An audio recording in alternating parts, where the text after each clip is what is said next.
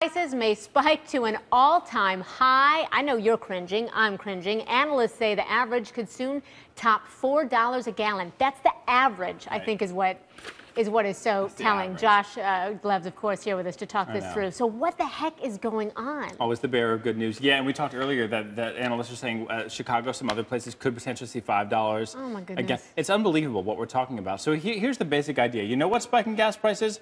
A lot of the stories we talked to you about. Think of gas prices as like a dartboard. It just catches a lot of the stories. They hit it, impact it. In 2011, we had the highest average for the year ever. Let's break this down. What's happening to your money? This is what determines gas prices here. The biggest factor by far is crude oil. Just how much of each dollar goes to crude varies, but it's always the biggest. Next, you have refining. That's where the oil companies make a lot of their money.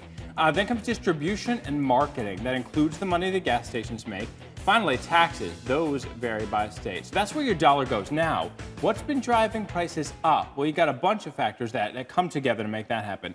Some of it is increased demand from many countries with growing populations, growing middle class, countries where the economy's been recovering.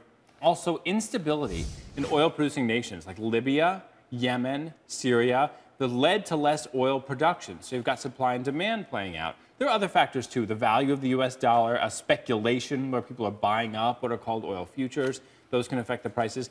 The government says 2012 could be even more eventful. And one big reason there is Iran. Many countries are embargoing its oil now. It's unclear how that could impact prices. Iran's threatening to close the Strait of Hormuz. About a fifth of the oil traded worldwide goes through there. So if U.S. and other countries keep seeing economic growth, more people driving out there on the streets, they'll need more gasoline. I have a lot more on this for you up on my pages, Facebook and Twitter.